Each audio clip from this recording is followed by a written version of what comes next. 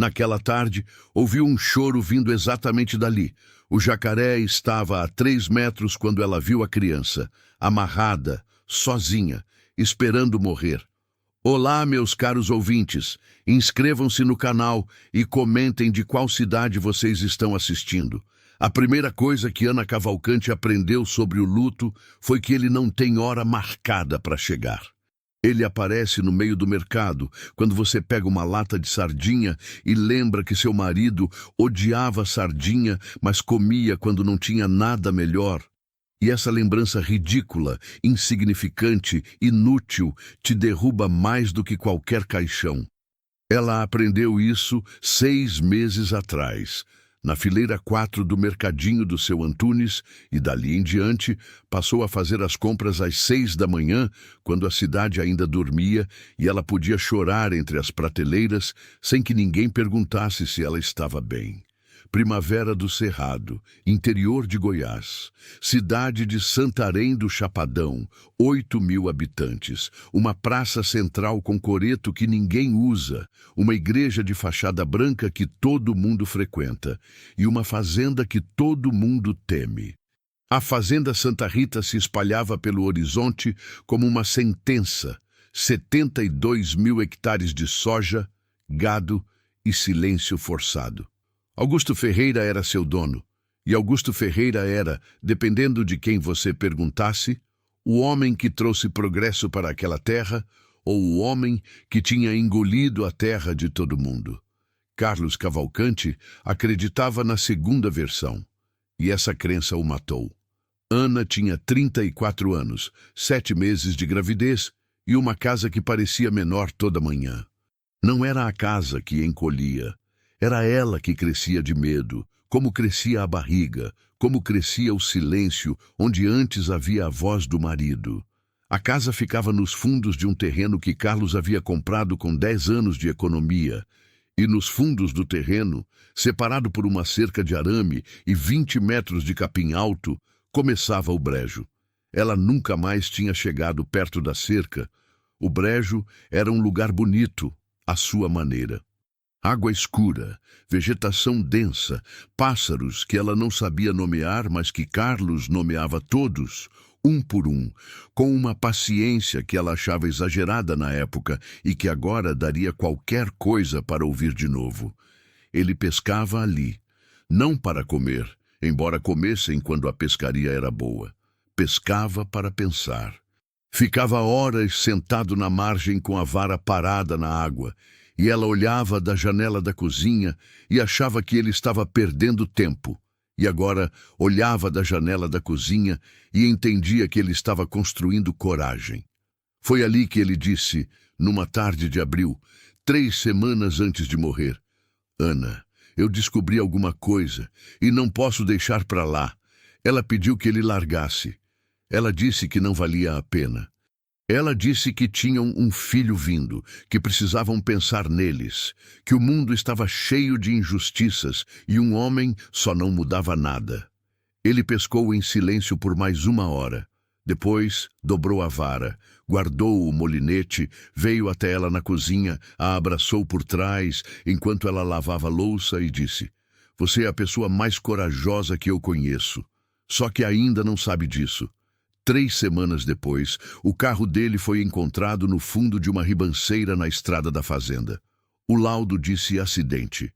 O delegado disse acidente. O prefeito mandou flores e disse que era uma grande perda para a comunidade.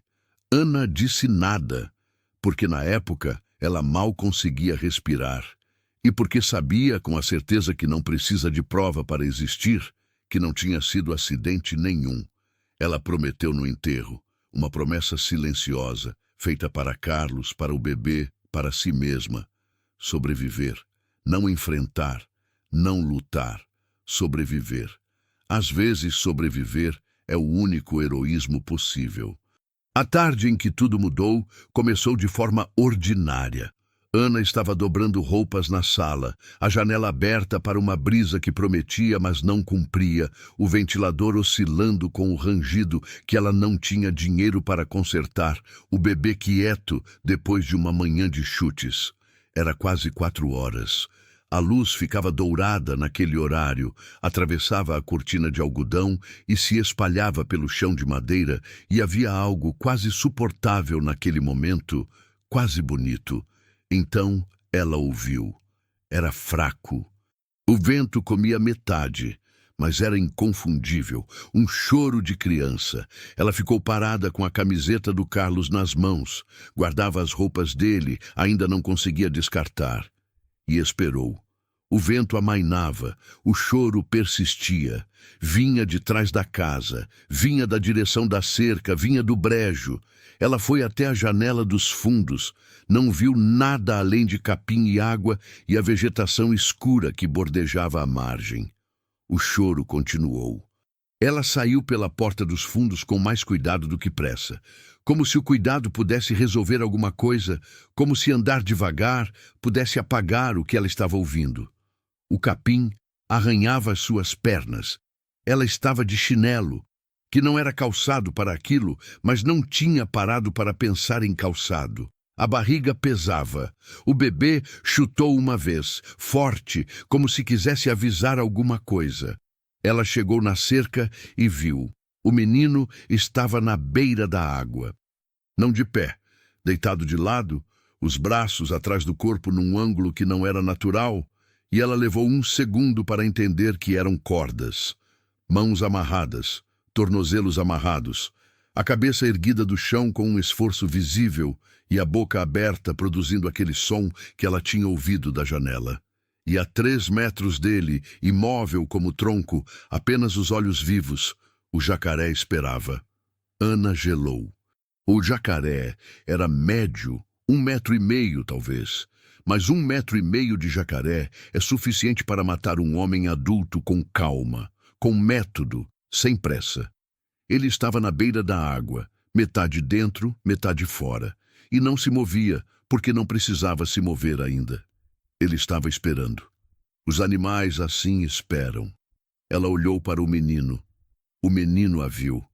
Os olhos dele eram castanhos e enormes e completamente aterrados.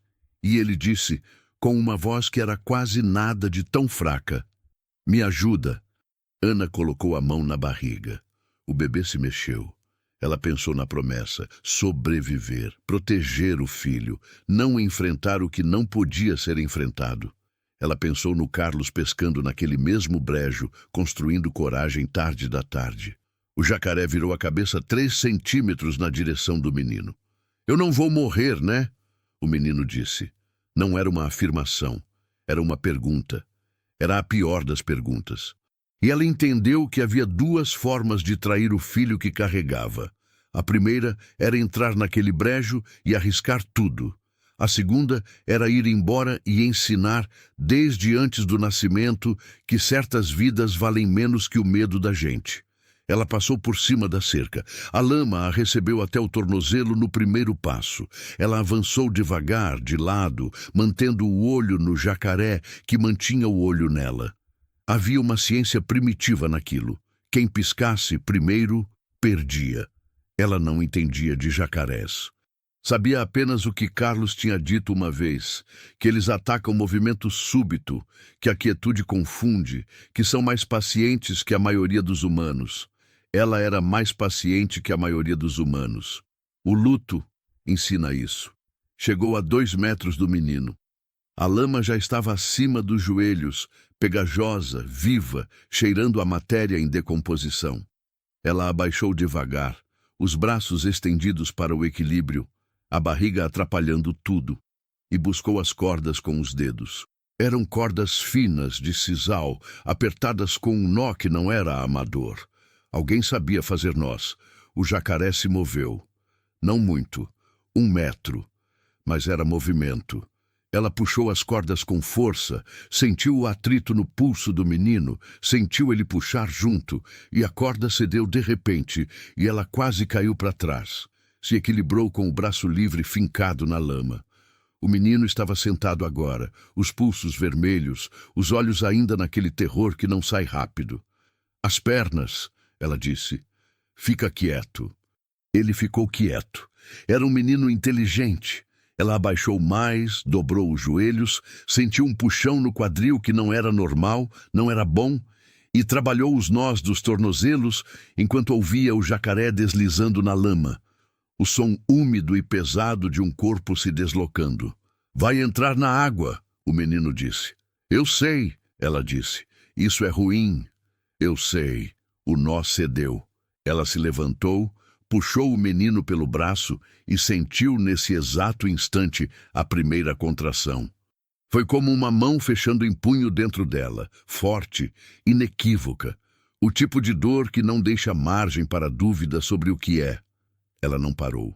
Segurou o menino pela mão e começou a andar de volta para a margem, rápido agora, rápido como a lama permitia, e a lama não permitia muito. O jacaré saiu da água. Ela ouviu mais do que viu. Ouviu o barulho diferente, o peso maior sobre a terra, e não olhou para trás, porque olhar para trás naquele momento era exatamente o que não se devia fazer. Eles chegaram na margem. Ela empurrou o menino para cima primeiro, depois tentou se erguer, e a lama segurou o seu tornozelo com uma força que pareceu deliberada, e ela caiu de joelhos, e o jacaré estava a 1 metro, boca começando a abrir, e ela rolou para o lado com uma velocidade que não sabia que tinha, puxou a perna e as mandíbulas fecharam no ar a centímetros do seu calçado. Ela estava fora. De joelhos na terra seca, com a lama até a cintura, com o menino ao lado, com outra contração chegando antes da primeira ter terminado de ir embora. Ela respirou. Como você se chama? Ela perguntou porque precisava ouvir uma voz humana, inclusive a sua própria. Lucas. O menino disse. Quantos anos? 9. Quem te amarrou, Lucas? O menino olhou para ela com uma expressão que era antiga demais para 9 anos. Os homens do Sr. Augusto, ele disse. E Ana Cavalcante ficou de joelhos na lama do brejo, sangrando levemente por dentro, com o filho de Carlos chutando como se quisesse sair, com um menino de 9 anos ao lado. E entendeu que a promessa que ela havia feito no funeral do marido tinha acabado de ser substituída por uma promessa maior e muito mais perigosa. Ela não ia fugir. Dessa vez, não. Capítulo 2. O que Carlos sabia. O médico se chamava Roberto Fonseca e tinha 72 anos e o cansaço de quem viu muito. Ele examinou Ana no consultório que cheirava a desinfetante e remédio antigo.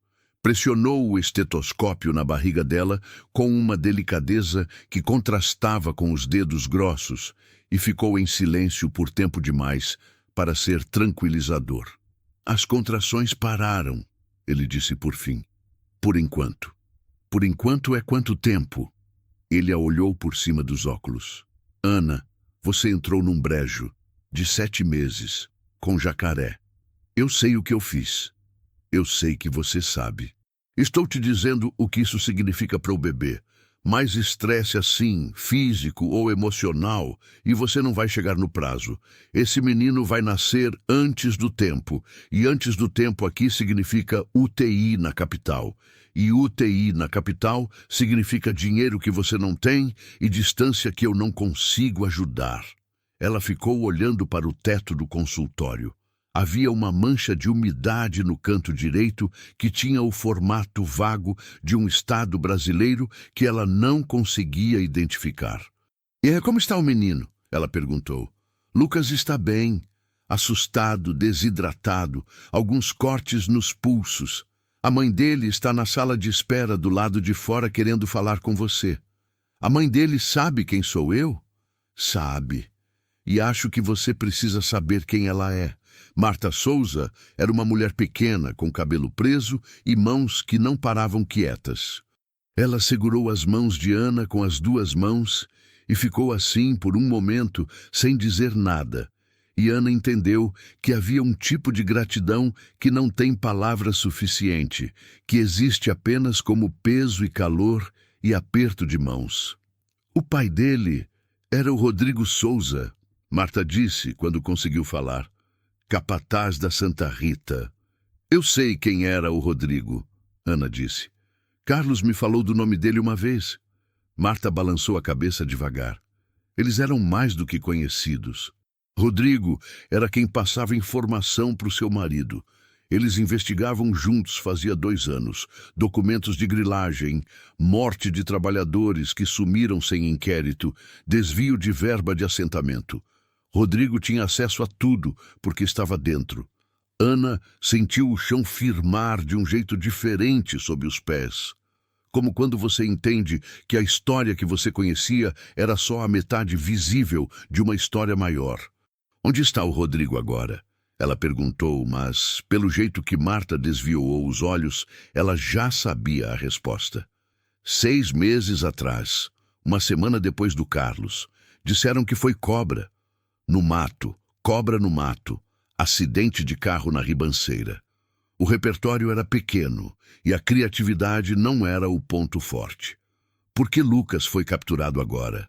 Ana perguntou. Porque alguém descobriu que Rodrigo escondeu alguma coisa antes de morrer. Uma cópia de tudo. E acharam que eu sabia onde estava. Eu não sei, mas eles não acreditam em mim. Ela parou, respirou. E usaram o Lucas para me forçar a falar. Só que eu não tive tempo de falar porque você chegou antes. Ana ficou em silêncio por um momento. O que você não disse a eles? Marta abriu a bolsa. Tirou um envelope amassado. O tipo de amassado que vem de ficar guardado em lugar que não é envelope, de ficar carregado junto ao corpo por precaução. Rodrigo me disse que se acontecesse alguma coisa com ele, eu deveria dar isso para você. Especificamente para você. Não para o delegado, não para o vereador, não para ninguém, para Ana Cavalcante. Ana pegou o envelope. Dentro havia um papel dobrado com um endereço e uma frase curta escrita à mão. Embaixo da pedra de rio que ele chamava de tartaruga. Carlos sabe qual. Ela voltou ao brejo na manhã seguinte com Lucas. A decisão de levar o menino foi instintiva e provavelmente imprudente, mas Marta tinha concordado depois que Ana explicou que Lucas provavelmente sabia o lugar, que havia crescido enquanto os 2 homens pescavam juntos, que talvez soubesse qual pedra era a tartaruga. Soube. Ela ficou na margem. Lucas entrou na água rasa, sem hesitar, como só as crianças entram em lugares que deveriam parecer perigosos, e voltou com uma lata metálica vedada com fita adesiva enrolada 3 vezes. Dentro da lata havia um pendrive e um envelope. No envelope, a letra de Carlos. Ela reconhecia a letra do marido melhor do que a sua própria. Ele tinha uma letra grande, um pouco inclinada para a esquerda, que o professor da escola primária havia tentado corrigir sem sucesso. Ela ficou olhando para aquelas letras por um tempo que não soube medir. Depois leu. Ana, se você está lendo isso, então eu não consigo mais te dizer pessoalmente, e isso me parte o coração de um jeito que palavras não alcançam. Eu queria ter te contado tudo. Não contei porque havia um traidor entre as pessoas que eu achava que eram aliadas. E eu não sabia quem era, e não queria te colocar em risco antes de ter certeza. O pendrive tem tudo. Contratos falsificados, laudos de morte alterados, nomes, datas, valores. É suficiente para derrubar Augusto Ferreira e pelo menos 4 pessoas que trabalham com ele dentro do sistema.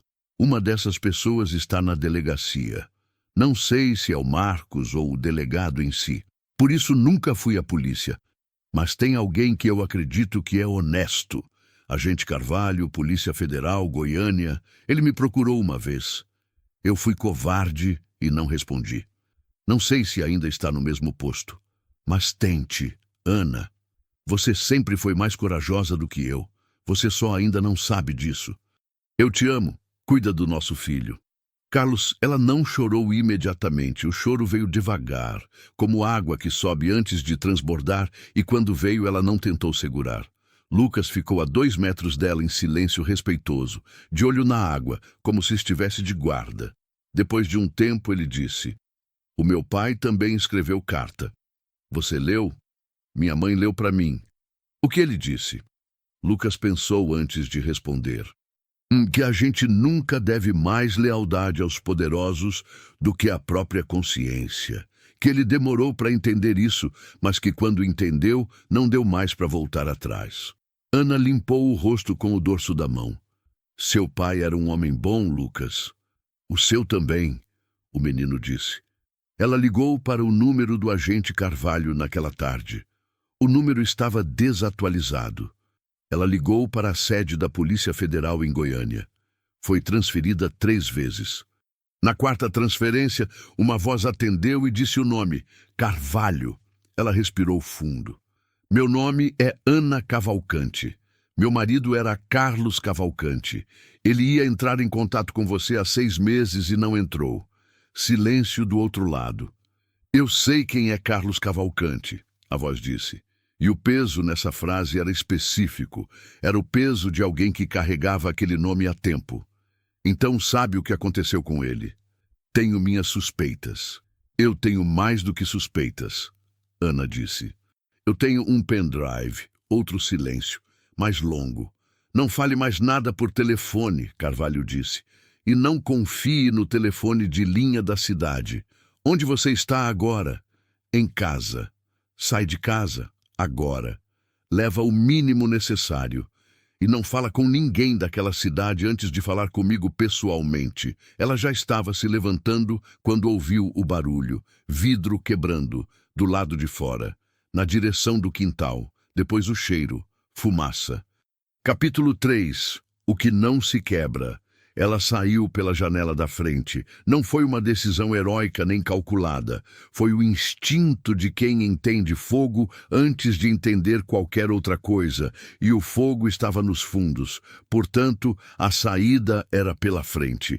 Ela pegou a bolsa com os documentos e o pendrive, que tinha colocado junto num plástico dentro da bolsa desde que voltou do brejo, porque algo nela já sabia que demoraria pouco. Pegou as chaves do carro. Não pegou mais nada. O carro estava na rua. Ela entrou, ligou, foi, não olhou para trás. Mentira. Olhou uma vez no espelho. A casa estava com fogo nos fundos, uma chama laranja que já comia a varanda, onde Carlos havia construído uma prateleira para os vasos de samambaias. E ela ficou olhando por 2 segundos exatos antes de tirar os olhos do espelho e não olhar mais. Ela ligou para Marta do celular. Lucas está com você? Sim, aqui em casa. Fica com ele. Não sai. Não abre para ninguém que você não reconhece. Eu volto. Ana, o que aconteceu? A minha casa está pegando fogo, mas eu estou bem. Marta ficou em silêncio por 1 segundo. Meu Deus! Marta, eu preciso que você fique calma e fique quieta. Pode fazer isso? Posso. Obrigada. Ela foi para a cidade de Caiapônia, 45 quilômetros, que era a cidade mais próxima com um hotel e com uma cobertura de celular mais confiável. Ligou de volta para Carvalho do mesmo número, porque não havia número mais seguro disponível. E havia chegado num ponto em que calcular cada passo era inviável. Então, o que restava era avançar. Carvalho atendeu no primeiro toque. Sua casa? Ele disse. Como você sabe? Porque tenho um informante em Santarém do Chapadão faz 3 meses. Recebi a informação há 15 minutos. Você está bem? Estou. O bebê? Ela ficou surpresa com a pergunta. Como você sabe do bebê? Carlos me contou. Na mensagem que me enviou, eu menti quando disse que ele não entrou em contato. Ele entrou. Uma mensagem de texto, curta, com seu nome e com o nome do filho que estava por vir. Sem mais nada. Mas eu guardei o número e fui atrás. Ela ficou sentada no carro estacionado na beira da estrada com essa informação. Carlos havia tentado. Na última hora, havia tentado. Não havia sido covarde, afinal. Havia sido prudente, havia medido, havia enviado o mínimo possível para proteger o máximo possível. O homem que ela conhecia. Eu tenho um pendrive, ela disse. Contudo, eu sei, Carlos me disse que existia. Passei 6 meses tentando encontrar. Como você achou? Ele me deixou uma carta. Carvalho ficou em silêncio por um momento que era um tipo de respeito. Eu preciso desse pendrive, Ana. E preciso de você como testemunha. Você estava em Santarém, você conhecia Carlos, você foi ameaçada diretamente. Isso constrói um caso. Quanto tempo você precisa? Para montar a operação com aval do juiz federal. 5 dias, talvez menos se o conteúdo do pendrive for o que eu espero. E enquanto isso? Enquanto isso, você não pode estar em Santarém. Ela pensou em Lucas, pensou em Marta. Tem um menino e a mãe dele que também estão em risco, ela disse. O menino era filho do informante que trabalhava com Carlos. Eles foram usados como pressão.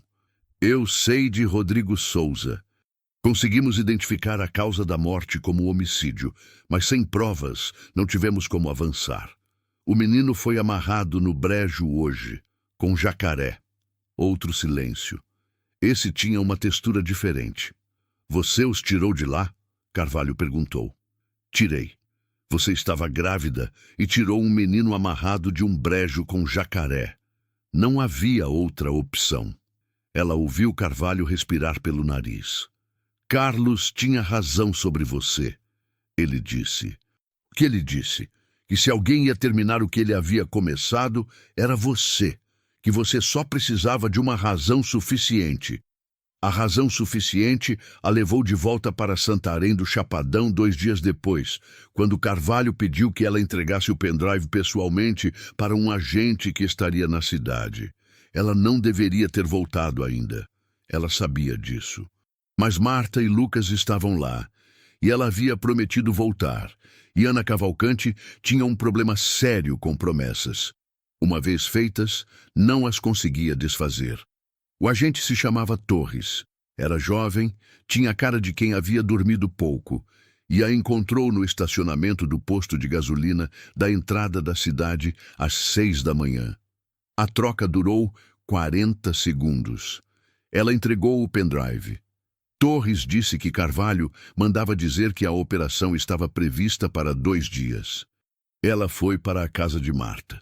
Lucas abriu a porta antes que ela batesse, como se estivesse esperando do lado de dentro.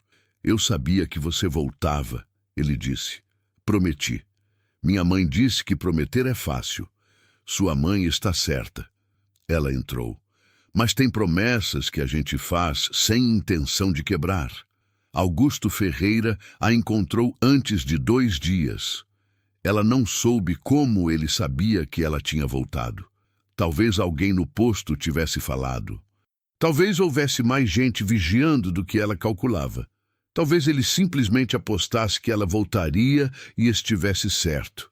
Eram 4 homens, 2 carros. 12:00, plena luz, na rua de Marta. Eles não foram violentos imediatamente. Augusto Ferreira não era o tipo que precisa de violência imediata quando a intimidação serve. Ele saiu do carro de frente, terninho bege, cabelos grisalhos bem penteados, a expressão de quem está acostumado a que o mundo se organize ao seu redor. Anan, ele disse como se fossem velhos conhecidos. Eu não tenho nada para te dar, ela disse. O pendrive, ele disse, está com a Polícia Federal. Ele ficou olhando para ela por um momento com uma expressão que era avaliação pura. Você é mais rápida do que eu calculei. Todo mundo subestima as pessoas que estão de luto. Elas ficam parecendo frágeis, mas na verdade só ficaram com menos a perder. Ele deu um passo à frente.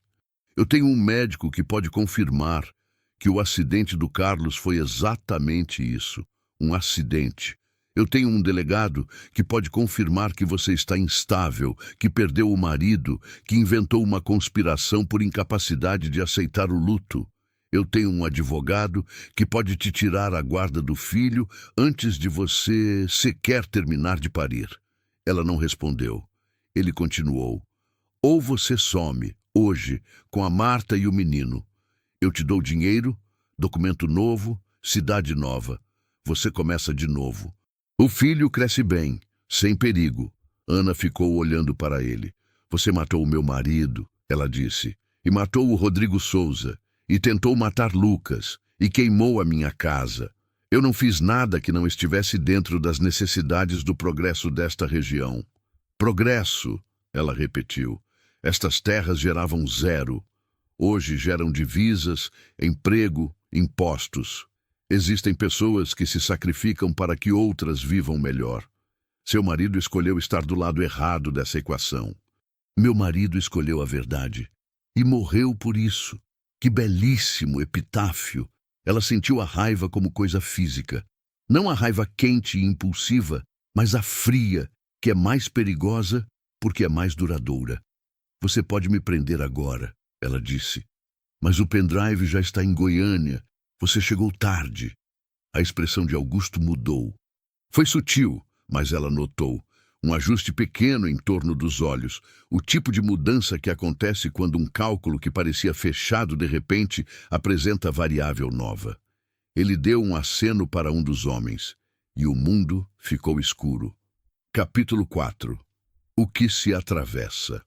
Ela acordou numa sala que cheirava a madeira velha e óleo de motor. Depósito, provavelmente. Uma janela pequena no alto da parede deixava entrar uma faixa de luz que indicava que ainda era dia, mas não indicava qual parte do dia. As mãos não estavam amarradas, o que era uma concessão estranha até que ela entendeu o motivo. Uma mulher grávida de 7 meses amarrada era uma complicação médica que poderia ser inconveniente. A barriga doía com um peso surdo que não era contração, mas poderia virar. Ela se sentou devagar e avaliou o ambiente com a sistematização de quem não tem luxo de entrar em pânico. Porta de madeira trancada, janela pequena demais e alta demais. Um balde no canto que indicava que ninguém tinha intenção de levá-la ao banheiro. Uma garrafa d'água no chão perto dela, o que indicava a intenção de mantê-la viva, pelo menos por hora. A porta abriu. Augusto entrou sozinho. Puxou um caixote e sentou, como se estivessem prestes a ter uma conversa de negócios. Você sabe que o pendrive, por si só, não é suficiente, ele disse. A Polícia Federal pensa diferente. A Polícia Federal precisa de testemunha. Documento digital, especialmente um que surgiu do nada depois de 6 meses, pode ser questionado, pode ser alegado que foi forjado, pode ficar 2 anos em processo antes de ir a julgamento. Mas você, como testemunha, você que conheceu Carlos, que viu os documentos originais, que foi ameaçada, que tem o menino como corroboração. Ele não terminou a frase porque a frase se terminava sozinha. O que você quer? Ela disse. Que você suma. Que você pegue o filho quando nascer e suma. Que você assine um documento dizendo que seu marido estava deprimido, que estava inventando perseguição, que o acidente foi acidente, que Lucas e Marta Souza recebam um valor suficiente para que mudar de estado pareça sensato. E se eu não fizer isso? Ele abriu as mãos como quem lamenta. Você vai passar o parto aqui, seu filho vai nascer nesse depósito. E depois disso vai depender de como as circunstâncias se apresentarem. Ela ficou olhando para ele. Você realmente acredita que está fazendo a coisa certa? Ela disse. Não era pergunta. Ele franziu o senho levemente, surpreso. Acredito, ele disse. Esse país precisa de gente que faça o que precisa ser feito sem ficar paralisado por escrúpulo. Seu marido tinha escrúpulos demais para um mundo que não tem tempo para isso. Meu marido tinha consciência. Consciência é luxo de quem não tem responsabilidade sobre o todo. Você é responsável por 2 mortes e pelo sequestro de uma criança. Sou responsável por 72 mil hectares produtivos, por 300 empregos diretos e por uma cadeia de fornecimento que alimenta exportação. Isso contra 2 mortes e um susto num menino. Você faria a conta diferente? Eu faria a conta com gente dentro, ela disse. Você faz a conta sem gente. É essa a diferença. Ele ficou em silêncio por um momento que ela não conseguiu ler. Depois se levantou. Você tem até amanhã de manhã, ele disse. Pense com cuidado. Você está escolhendo entre o seu filho e um princípio, Eu nunca entenderei como alguém escolhe o segundo. Ele saiu. A porta trancou. Ela ficou sozinha por horas. Usou esse tempo. Primeiro, avaliou o corpo. As contrações não tinham voltado. O bebê estava se mexendo com a regularidade que ela havia aprendido a reconhecer, o que era sinal de que não estava em sofrimento imediato. Ela bebeu a água devagar. Segundo, avaliou a sala. A janela era pequena, mas a parede embaixo dela tinha uma prateleira de metal aparafusada. Se subisse na prateleira, chegava à janela. A janela estava no alto, mas não era impossível. Com 7 meses de barriga era imprudente, mas imprudente não significava impossível, e ela havia aprendido no brejo que o corpo faz o que a mente acredita que é necessário. Terceiro, avaliou a situação. Carvalho estava esperando. A operação estava em 2 dias, ou 1, ela não sabia exatamente. Torres sabia que ela estava em Santarém. Se ela sumisse sem contato, o alarme seria acionado. A questão era se o alarme seria acionado rápido o suficiente. A porta abriu de novo. Não era Augusto. Era um homem mais jovem, rosto que ela reconhecia vagamente. E levou 1 segundo para colocar o nome. Marcos, o policial que Carlos havia mencionado na carta. O possível traidor. O homem que havia hesitado. Ele fechou a porta por dentro e ficou parado olhando para ela com uma expressão que era culpa pura, sem disfarce, sem mediação. Eu sei quem você é, ela disse. Eu sei que sabe, ele disse. Carlos te falou. Ele não tinha certeza se você era o traidor. Não sou. Fui fraco, que não é a mesma coisa, mas que também mata. Ela ficou olhando para ele. Você hesitou quando devia ter agido. Hesitei. Ele não desviou o olhar. E o Carlos morreu 1 semana depois. Eu sei que uma coisa não causou diretamente a outra, mas eu sei também que se eu tivesse agido, talvez houvesse movimento suficiente para ele não estar sozinho quando precisou. Por que está aqui? Ele tirou o celular do bolso e entregou. Porque 6 meses me pesam mais do que qualquer coisa que o Augusto Ferreira pode fazer comigo, ele disse. E por que quando você entrou naquele brejo ontem, todo mundo na cidade ficou sabendo? E a história de uma mulher grávida que entrou em brejo com jacaré para salvar uma criança é impossível de calar. E quando ouvi essa história, eu entendi que havia chegado a hora de parar de hesitar. Ana pegou o celular, ligou para Carvalho. Ele atendeu. Eu sei onde você está, ele disse antes que ela falasse. Torres percebeu que você sumiu. Estamos com localização desde que o telefone ligou. Temos equipe há 40 minutos. Augusto está aqui. Eu sei. Fica onde está. Não tenta sair. Tem um policial da cidade aqui comigo. Marcos, ele está do nosso lado. Pausa. Pode confirmar isso? Confirmo. Marcos disse, alto o suficiente para o telefone pegar. 40 minutos, Carvalho disse. Não move. Os 40 minutos foram os mais longos da sua vida, o que era muito dizer para uma mulher que havia passado os últimos 6 meses contando cada hora. Marcos ficou com ela. Não falaram muito.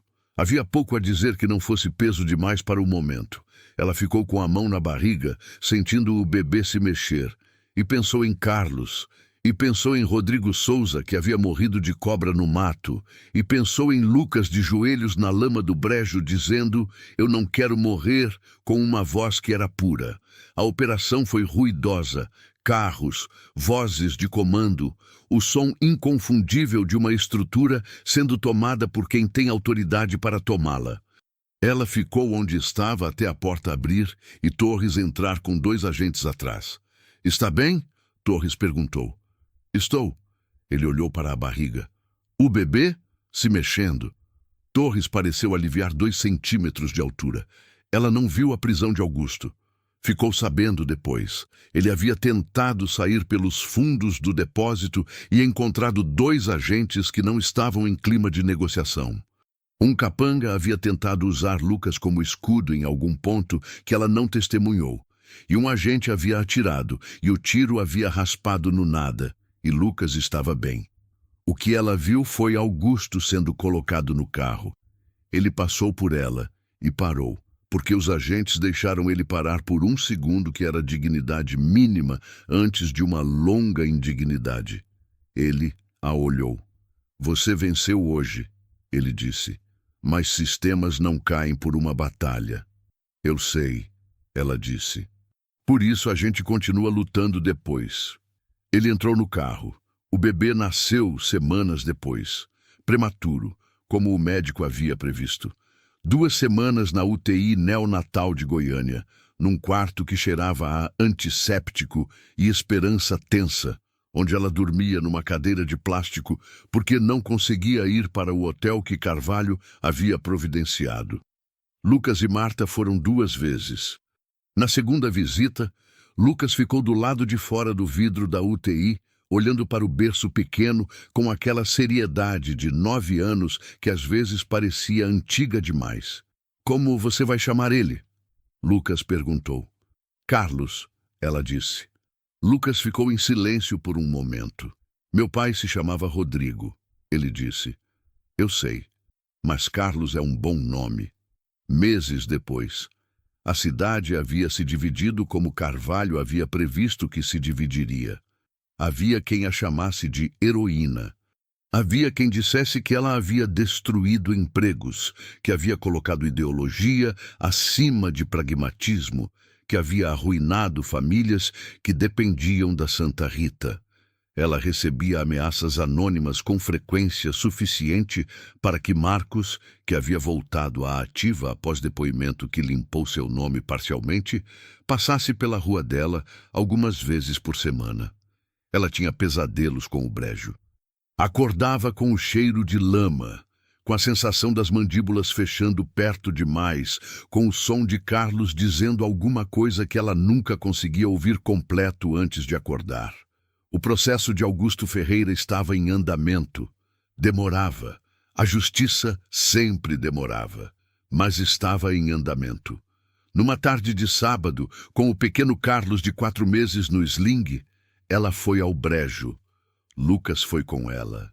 Marta ficou em casa porque disse que brejos não eram para ela, que ela preferia sua parte da história sem jacarés. E esse pragmatismo era uma das razões pelas quais Ana gostava dela. Eles ficaram na margem. A água estava quieta. Um pássaro que ela não sabia nomear, mas que Carlos saberia, pousou num galho e ficou olhando para eles com aquela indiferença tranquila dos pássaros. O bebê dormia. Você ainda tem medo? Lucas perguntou. Ela ficou olhando para a água. Tenho, ela disse. Então por que veio? Ela pensou na resposta por um momento que era honesto. Porque o medo não vai embora se a gente fica esperando ele passar, ela disse. A gente tem que atravessar ele, todo dia, de formas diferentes. Não desaparece, mas fica diferente quando você sabe que já atravessou antes. Lucas ficou pensando nisso com aquela seriedade de 9 anos. É mais fácil atravessar junto? Ele perguntou. Ela colocou a mão no ombro dele. Imensamente, ela disse. O pássaro voou. A água continuou quieta. E o brejo, que havia sido símbolo de culpa, de perda, de tudo que ela havia falhado em proteger, ficou ali como o que era. Água e lama e vida prosseguindo, indiferente e constante, o tipo de coisa que atravessa qualquer coisa, porque simplesmente continua existindo. Ela olhou para o lugar onde Carlos havia pescado. Não disse nada, mas ficou o tempo suficiente para que o silêncio dissesse por ela. Depois voltou para casa. O bebê acordou no caminho e começou a chorar com a urgência completa dos recém-nascidos, que não conhecem meias medidas, que querem o que querem agora. E ela riu, e Lucas riu, e o som deles rindo no meio daquela tarde comum era o tipo de coisa que não resolve nada e, ao mesmo tempo, resolve tudo. Fim.